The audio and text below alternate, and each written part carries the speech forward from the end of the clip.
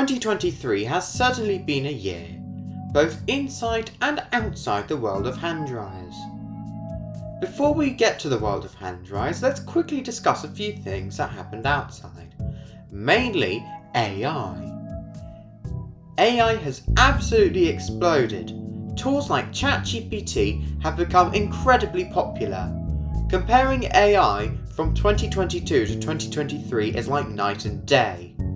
Here's a screenshot from 2022 I made of an AI image generator prompt. Here's a 2023 screenshot of that same prompt in a newer AI model. Here are some more good examples of AI artwork generated in 2023. AI is not just good for generating pairs of shorts, it has also helped me out in making various things. The Lifterville game page, generated with AI. The Wick Gift Centre prank, AI. St. Pound Plus, AI. Richmond Porcelain? Okay, that one was by me, as I didn't have a ChatGPT account at that point. Microsoft has also been implementing AI into their products. Bing has now been enhanced with AI, meaning people like me are unironically using Bing over Google. I've heard Google hasn't been very good with AI in comparison. AI has also been implemented into Microsoft Paint, with Paint also getting transparency for the first time. I cannot believe it took Microsoft this long to implement it when Apple Preview, which isn't even a photo editor mind you, has supported it for several years. That just goes to show how backwards Windows is. AI has also been surprisingly good at mimicking voices. Just look up AI cover on YouTube to find various examples of AI doing popular songs. Someone in the Lift community sent me an example of an AI mimicking me. I got a little bit unnerved, but it didn't really sound much like me. I then decided to make my own AI model using clips from various videos I made. The result definitely made me feel a bit unsettled. As the vertical transportation mechanism within this multi-story edifice orchestrates its intricate choreography, it diligently executes the primary function of elevating. But I wanted to push it to its limits. What happens when you force songs through it? Well, here's your answer. It's you're the one for me, the way you make them that feel like way you might be down. You're really tired that you're like you really tired, and knock me off of my feet on every day. I know the days not gone, I know the days are done. I decided to make a compilation of AI recordings and upload them to YouTube as how I practice my lift tours voice. It managed to fool a lot of people. I have also switched the video editor I use. I used to use OpenShot Video Editor, mainly because it was the only one that could run on my crap laptop and supermarket PC. Then when I switched to my current computer, I kept using OpenShot because I was used to it. But in April 2023, I decided to try out DaVinci Resolve, and the first video I edited it wasn't some standalone lift or hand dryer video, or a basic little test video. It was my Tunbridge Wells lift tour. Alright, that's enough about other stuff. Let's talk about the hand dryer community. Mostly it felt like an extension of the end of 2022, but I came to an interesting realization. If I, or UK Hand Dryers, does something, everyone will copy. Here's an example. I decided to film a few self-checkouts, and the moment I uploaded them to YouTube, suddenly everyone started filming them. Another thing that happened was the Air Force fires. A few supermarkets have had major fires that may or may not be caused by Air Force hand dryers. Sainsbury's Chippenham had a minor fire in the male toilets, which was caused by a hand dryer, presumably an Air Force. Sainsbury's Kings Lynn had a major fire, which was somewhat close to the toilets but was speculated to have started in the clothing aisle. An unknown Morrison's was evacuated after a fire happened in the female toilets. However, it is unknown whether this was started by a hand dryer. Morrison's Pakefield had an Air Force which nearly caught fire when UK hand dryers used it. For some reason, people got all these fires mixed up with one another, but the most peculiar thing was that people didn't start hating Air Forces. Probably because UK hand dryers dictated people to like them. Now, let's talk about some rare hand dryers I found in 2023. Well, I own a very rare hand dryer, the Nova 6. It's funny, because back when I joined the community, the Nova 6 was a rumour. That's right, a rumour. Not just in the British community, but in the American one too. That's how rare it was. I also managed to find a Richmond porcelain for the first time, shortly after I made the community post prank. I'll let you know my opinions on this hand dryer later in the video. One hand dryer that I can with 100% confidence call rare is this 1980s Ander located at Old Town Hall in Richmond. Despite its age, it's still in fairly good condition, although it is not the best at drying hands. The toilet was given a minor refurbishment recently.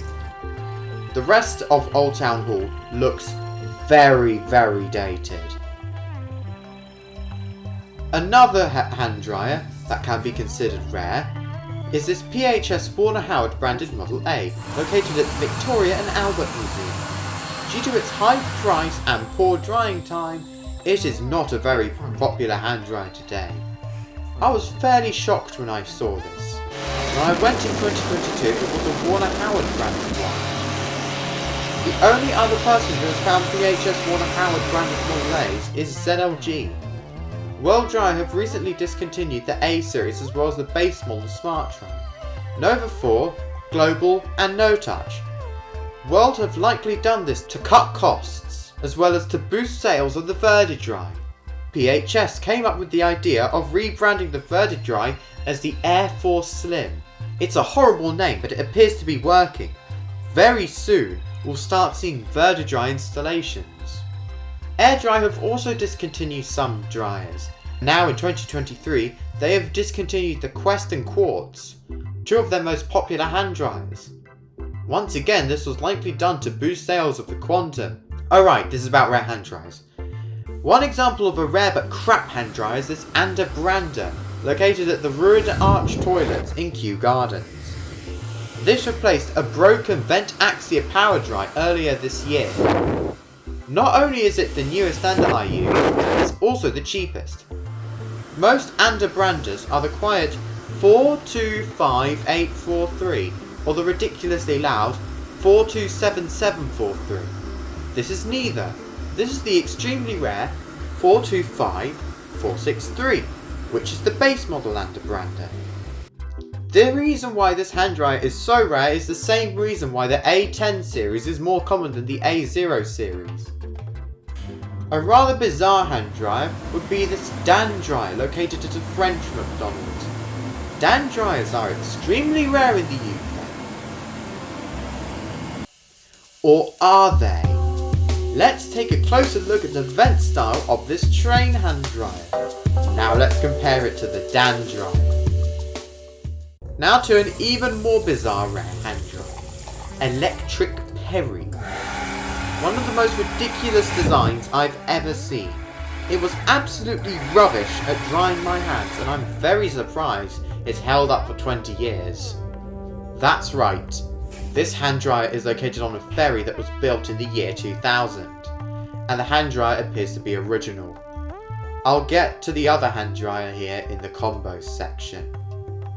The most boring rare hand dryer that I found would have to be the Quiet K2012 at Garson's Garden Centre.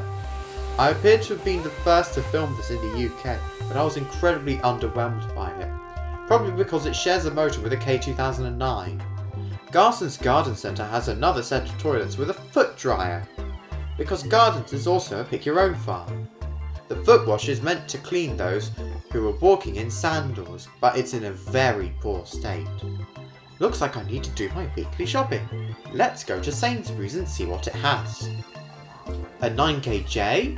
That's ultra unusual. It looks like Sainsbury's are moving away from PHS and onto Canon Hygiene, as most of the PHS related products have been replaced with Citron Hygiene, apart from the Air Forces. And now Sainsbury's are trialling Dysons, which can also be provided with a Citron Hygiene contract. And it looks like Sainsbury's will very soon be fully Citron Hygiene. So bye bye Air Force. Now let's fly over to Gatwick. Gatwick already has quite a few rare hand dryers, including the EcoCurve and Smart Dry Plus. But what if I told you that's not the only rare hand dryer? No. Gatwick also has 8th generation Mitsubishi jet towels in silver. Not only are these my first 8th gen jet towels, they're also branded as Canon, which you don't see every day. Let's now go to the Science Museum. What on earth is that? I would have filmed it if it was working, but sadly it wasn't. What was working though is this Joffle Futura at the Changing Places. I'm pretty sure I filmed the first one in the UK. It's got a poor drying time, but it does have a steel case. What I find odd is that the Changing Places went for a push button hand burner, even though it first opened in 2021. Most of the other toilets here have Dysons, with a few exceptions, which leads me to my next rare hand dryer. This 90s air dry classic is in a very beaten up state, but I'm completely amazed it's held up in a place as busy as the Science Museum.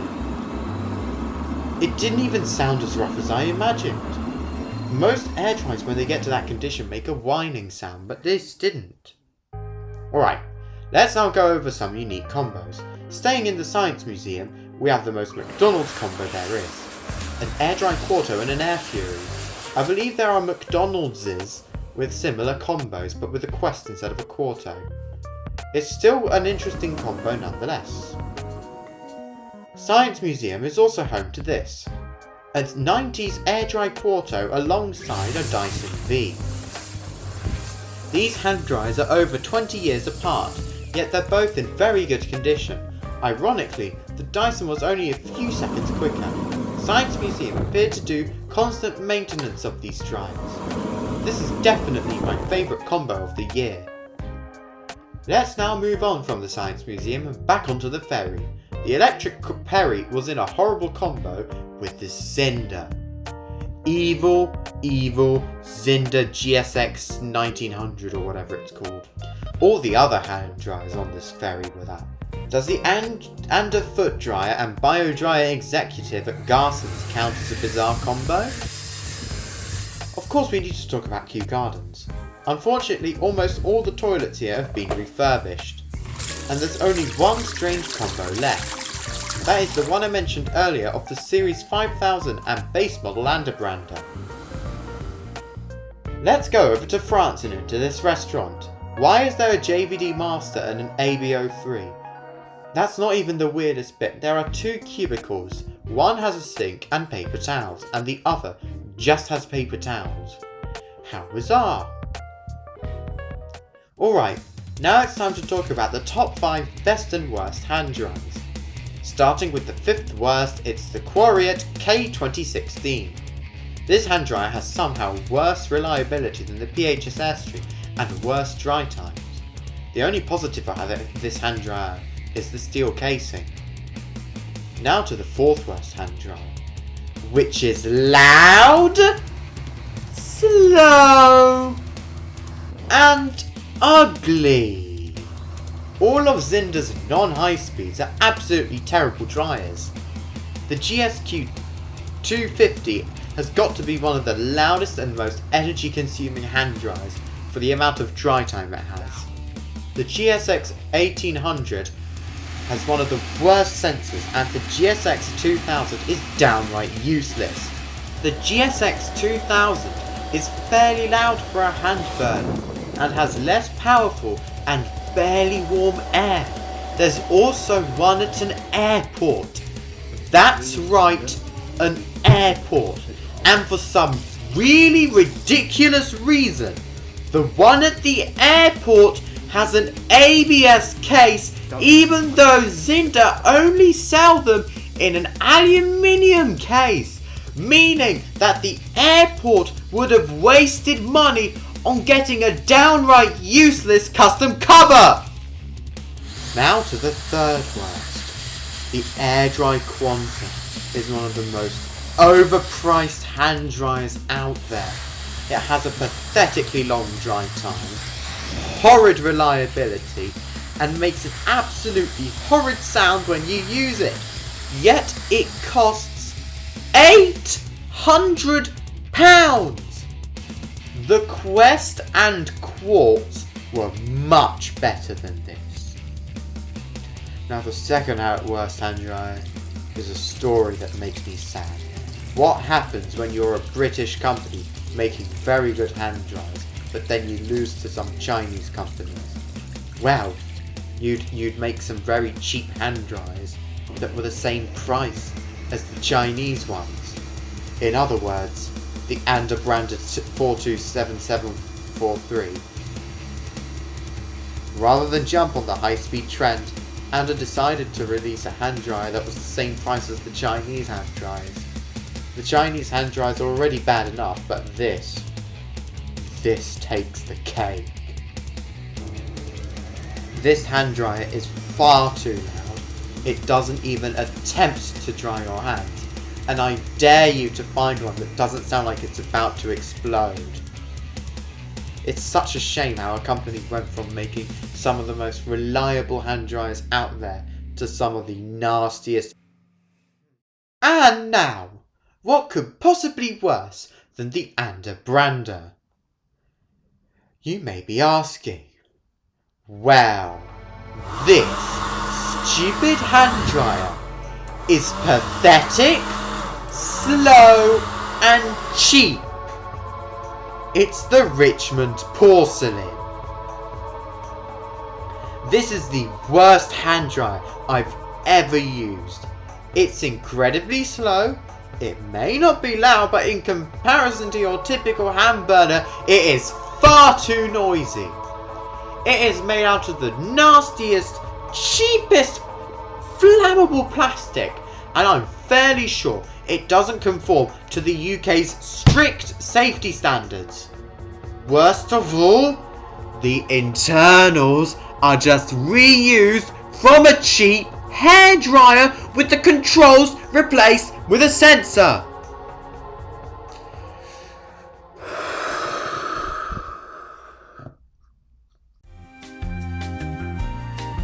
At number 5, we've got the Hokwang HKJM, a series of hand dryers that was introduced nearly 18 years ago, yet looks and acts like a modern hand dryer, with a quick dry time, blue light and optional HEPA filter, although the HEPA filter does look a bit tacky. At number 4, we have the Bel-Air Pebble, a very reliable and fast hand dryer. Very recently, I discovered the Bel-Air Pebble was designed by a company called Goodwin, a company based in Hong Kong but with a design team in Vienna.